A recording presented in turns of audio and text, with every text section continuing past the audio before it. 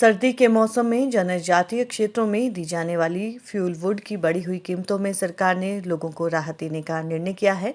One निगम ने बालन की कीमतें 1300 रुपये से अधिक प्रति क्विंटल कर दी थी, जिसमें राहत देते हुए सरकार ने अब वन निगम को ट्रांसपोर्ट सब्सिडी देने का निर्णय लिया है और स्थानीय लोगों को 805 रुपये प्रति क्विंटल बालन मुहैया करवाने का निर्णय लिया है।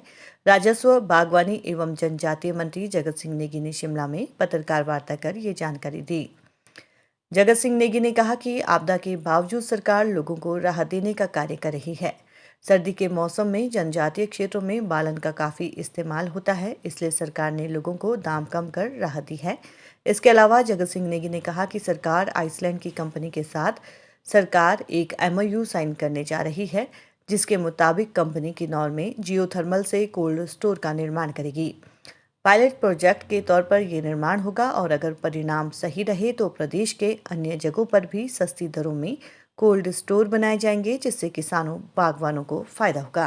राजस्व मंत्री जगत सिंह नेगी ने बताया कि NH5 सामरिक दृष्टि से महत्वपूर्ण है।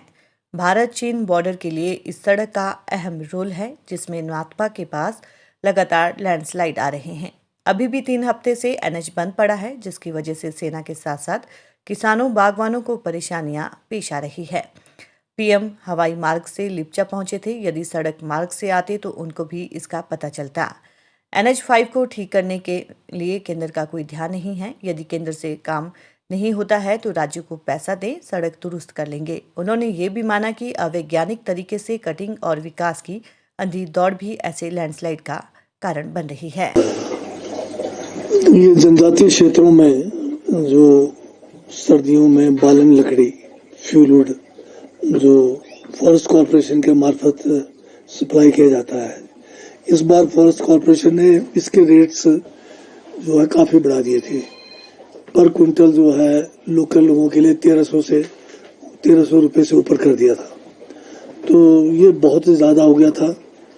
तो जनजातीय क्षेत्र में सभी जगह से जो है रिप्रेजेंटेशन आया कि जो है रेट्स जो है बहुत ज़्यादा है और सर्दियां शुरू हो गई है, लकड़ी की डिमांड है। अभी सरकार ने ये फैसला लिया है, माननीय मुख्यमंत्री जी ने, कि इस बार बेशक हमारे यहाँ भारी आपदा के कारण आर्थिक स्थिति भी ठीक नहीं है, उसके बावजूद जनजातीय क्षेत्रों के लिए कांग्रेस की सरकार हमेशा संवेदनशील रही है। तो ये जो इन्होंने रेट बढ़ाए फॉरेस्ट कॉर्पोरेशन ने, सरकार ने ये फैसला किया है कि जो ट्रांसपोर्ट सब्सिडी है वो अब जो है देंगे इसको फॉरेस्ट कॉर्पोरेशन को, और फ्यूल रेट जो है लोकल से 805 रुपये प्रति क्विंटल जो है जनजातीय क्षेत्रों में चार्ज किया जाएगा।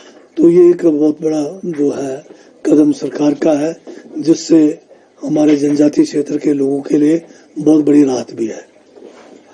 दूसरी बात जो मैं कहना चाह रहा था कि एक जियोथर्मल को लेकर जो गर्म पानी से हम कैसे उसका उपयोग कर सकते हैं, आइसलैंड की एक कंपनी जो है हमारे जिला किन्नौर में एक पायलट प्रोजेक्ट करना चाह रहे हैं। ये जियोथर्मल के माध्यम से कोल्ड स्टोर का निर्माण करना चाह रहे हैं। इसके विषय में जो है आइसलैंड के हमारे जो एम्बेसडर हैं और जो कंपनी है, वो कल माननीय मुख्यमंत्री जी के साथ उनके जो है एक मीटिंग रखी गई है और उसमें एक MOU साइन किया जाएगा, जिसमें किन्नौर में जियोथर्मल से कोल्ड स्टोर बनाने का जो है काम किया जाएगा। इसके होने से जो है हमें एक तो जियोथर्मल का जो कूलिंग के लिए इस्तेमाल किया जाएगा, जो इसके आपके ये कोल्ड स्टोर के लिए, उससे काफ़ी सस्ते में हम जो है कोल्ड स्टोर्स जिला किन्नौर के अंदर बना सकते हैं। और ये अगर पायलट प्रोजेक्ट हमारा सक्सेसफुल हुआ तो इसको अन्य इलाके जहाँ हिमाचल में जियोथर्मल की संभावनाएं हैं, वहाँ इसको किया जा सकता है। एक विषय हमारा रेवेन्यू डिपार्टमेंट से लेकर है।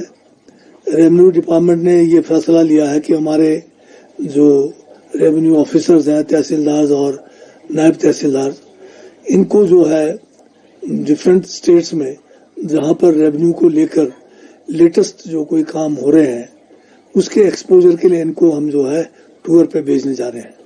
ये हम 2 ग्रुप में जो है तहसीलदार और नायब तहसीलदार को, जैसे उड़ीसा या हमारे दूसरे जो प्रदेश है जहाँ खासकर केरल वगैरह है, या वेस्ट बंगाल में जहाँ रेवेन्यू से संबंधित जो नए कोई कार्य हो रहे हैं, उसका एक्सपोजर टूर पे हम भेजने जा रहे हैं। अगर आप देखेंगे तो पिछले कुछ सालों से NH5 जो है खासकर जिला किन्नौर के में बहुत ज्यादा इसमें दिक्कतें पेश आ रही है। बहुत जगह पे नए पॉइंट्स पे जो है स्लाइड्स हो रहे हैं। पिछले बार अगर आप देखेंगे तो जो निगुलसारी पॉइंट पे जो स्लाइड हुआ उसमें बहुत सारे लोगों की जानें भी गई। उसके बाद अभी इस बार जो है एक फिर पॉइंट निगुलसारी के पास जो है बहुत बड़ा स्लाइड हुआ। 10 दिन लगातार सड़क संपर्क बंद रहा, फिर वो थोड़ा अभी स्टेबलाइज हो गया। उसके बाद आगे एक और नतपा पॉइंट है जहां पर 1500 मेगावाट का SJVN का जो हमारा प्रोजेक्ट है, हाइड्रो प्रोजेक्ट है, उसका बैराज के ठीक ऊपर जो है स्लाइड हो रहा है। और ये स्लाइड भी लगातार पिछले अब 2-3 हफ्ते से चला हुआ है और अभी 4 दिन में बहुत ज्यादा हो गया है। अब लगातार जो है, अभी बीच में तो हम खोलते रहे और स्लाइड होता रहा, पर 4 दिन से कंटिन्यूस स्लाइड हो रहा है रात दिन। तो इस पे अभी काम करना बड़ा मुश्किल हो गया है। पर इस पॉइंट को हमने जो है बाईपास करने के लिए हमने एक राइट बैंक से एक बैली ब्रिज लगाकर रोड को जोड़ने का कार्य शुरू किया है। परंतु इसमें भी ये हो गया कि हमारे ब्रिज के जो पार्ट्स हैं वो कुछ ही वहां पहुंच पाए हैं, रोड बंद होने से वो भी उस साइड नहीं पहुंच पाए हैं। तो इधर तो हम कोशिश कर रहे हैं, अगर 1-2 दिन का भी मौका मिल जाता है यहाँ से तो ब्रिज पार्ट्स हम ले जाकर इसको बाईपास करेंगे।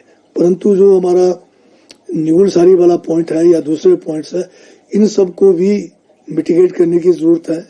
और ये जो NH05 है, ये न केवल जिला किन्नौर का लाइफलाइन है, हमारा लाहौल स्पीति का जो स्पीति पूरा डिवीजन है इसके ऊपर डिपेंडेंट है।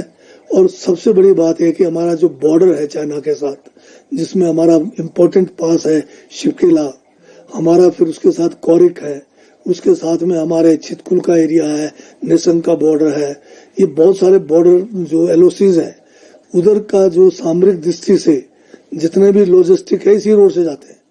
अभी हाल में पिछले 2-3 सालों में अभी इस दीपावली को भी माननीय प्रधानमंत्री जी जो है दीपावली मनाने कोरिक सेक्टर में गए, ऊपर हेलीकॉप्टर से गए।